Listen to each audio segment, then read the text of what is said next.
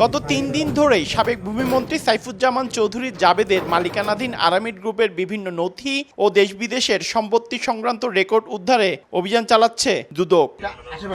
জাবেদের স্ত্রী রুকমিলা জামানের গাড়ি চালকের বাড়িতে বিভিন্ন রেকর্ডপত্র লুকানো রয়েছে এমন তথ্যের ভিত্তিতে রোববার রাত ৩টায় কালুরঘাট এলাকায় অভিযান চালানো হয়। এ সময় গাড়ি চালকের প্রতিবেশীর তালাবদ্ধ ঘর থেকে ২৩ বস্তা নথি উদ্ধার করা হয়। দুদক জানায়, বিভিন্ন দেশে হাজার কোটি টাকার অবৈধ সম্পদের তথ্য আছে এসব নথিতে।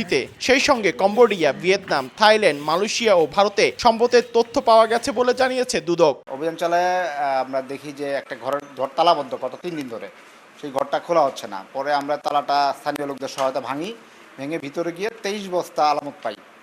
সেই আলামতগুলা এখনও বদ্ধ অবস্থায় আছে। আমরা ২-১টা টেস্ট কেসে খুলছিলাম, তো টেস্ট বেসিস খুলে দেখলাম যে সাইফুদ্দিন চৌধুরী বিদেশে যে সম্পদগুলো অর্জন করছে, এই সম্পদগুলার মালিকানা, সম্পদগুলার ভাড়া আদায়, সম্পদগুলার যে বিভিন্ন ব্যয়ের তথ্য, এই তথ্যগুলো ওখানে রয়েছে।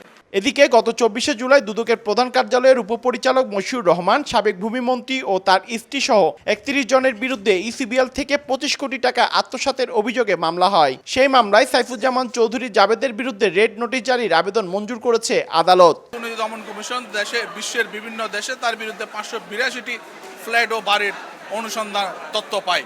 মামলার মেরিট বিবেচনা করে এই দুর্নীতিবাজদের এই পাচারকৃত অর্থ ফেরত আনার জন্য বিজ্ঞ আদালত সন্তুষ্ট হয়ে তাদের বিরুদ্ধে ইন্টারপোলের মাধ্যমে রেড নোটিশ জারির নির্দেশ প্রদান করেছেন।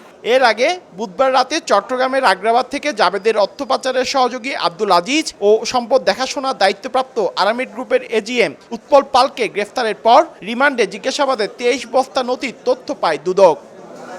পার্থপ্রতিম বিশ্বাস, সময় সংবাদ, চট্টগ্রাম।